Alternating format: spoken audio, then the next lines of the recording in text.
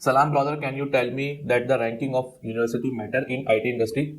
यार इसका आंसर मेरी तरफ से तो पार्शियली यस है, और वो भी सिर्फ इस वजह से कि यूनिवर्सिटी की जो रैंकिंग होती है ना, वो हेल्प करती है आपके नेटवर्क को स्ट्रॉन्ग करने में। अगर आपकी यूनिवर्सिटी नॉर्मल सी है और उसके नेटवर्क अच्छे हैं, मतलब उसका नाम है सॉफ्टवेयर इंडस्ट्री के अंदर, आईटी इंडस्ट्री के अंदर, तो इट्स गुड टू गो कि आप वहाँ पे भी एडमिशन लेके पढ़ सकते हैं, वही सब चीज़ें पढ़ सकते हैं जो एक टॉप रैंकिंग यूनिवर्सिटी वाला पढ़ रहा है। सिर्फ और सिर्फ स्ट्रगल कहाँ पे आएगी, वहाँ पे टीचर्स अच्छे होंगे, स्टूडेंट्स सारे जो होते हैं टॉप नॉच होते हैं, तो वहाँ पे आपको चीज़ें बहुत इजीली जो है ना आपको मिल जाती है एक प्लेट के अंदर रख के।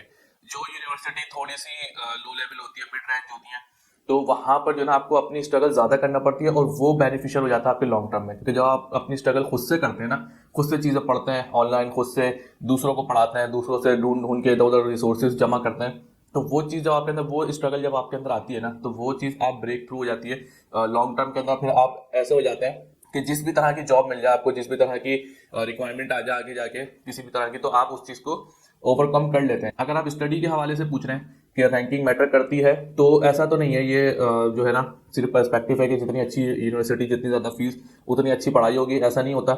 जिस यूनिवर्सिटी का नाम बन गया है ना, तो वो सिर्फ अपने नेटवर्क की वजह से बना है। मैं खुद एक नॉर्मल सी यूनिवर्सिटी से पास आउट हुआ हूँ, और ना मेरी बहुत ज़्यादा जीपी अच्छी थी, लेकिन उसके बावजूद भी उस यूनिवर्सिटी की जो नेटवर्किंग थी ना, वो ज़्यादा थी। एट द टाइम ऑफ जब मैं एडमिशन ले रहा था, जब नॉर्मल थी, जब मैंने ग्रेजुएशन कंप्लीट की, तो जब तक उसका नाम काफ़ी बन चुका था मार्केट में, अफोर्डेबल थी, और जो है इवनिंग के अंदर भी बैचलर्स वहाँ पे होता था, जबकि वो थोड़ा सा रिक्वायरमेंट से हट के भी था। एच की पाकिस्तान के अंदर एच होता है हमारा बोर्ड, तो उससे हट कर भी थी, लेकिन उसके बावजूद भी वो इवनिंग में ग्रेजुएशन करवाते थे। इसकी वजह से वहाँ पे लोग ज़्यादा आते थे, जॉब्स वाले। जो लोग ग्रेजुएशन नहीं की, डायरेक्ट जॉब कर लेते थे, उसके बाद जब बाद में ग्रेजुएशन करने आते थे इवनिंग में जॉब के साथ साथ, तो इस वजह से उस यूनिवर्सिटी का जो नेटवर्क था ना, वो काफ़ी स्ट्रांग हो चुका था। तो मैं भी यही रिकमेंड करता हूँ कि अगर आप किसी अच्छी रैंकिंग वाली यूनिवर्सिटी में नहीं जा सकते फीस की वजह से, तो आप ऐसी यूनिवर्सिटी ढूंढें जिसकी नेटवर्किंग स्ट्रांग हो, और ना कि वो बच्चा बने कि जो होते हैं ना बिल्कुल टॉपर और सर झुका के घूमते हैं। वो चीज़ें स्कूल कॉलेज तक तो अच्छी लगती हैं,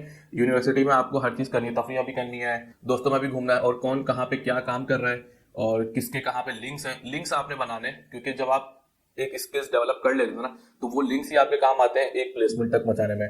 मेरी यूनिवर्सिटी खत्म नहीं हुई थी, 6 सेमेस्टर मेरे पास जॉब थी। मैं मतलब 6 सेमेस्टर में अपनी अर्निंग कर रहा था, और वही अपनी स्टडी के ऊपर भी लगाता था।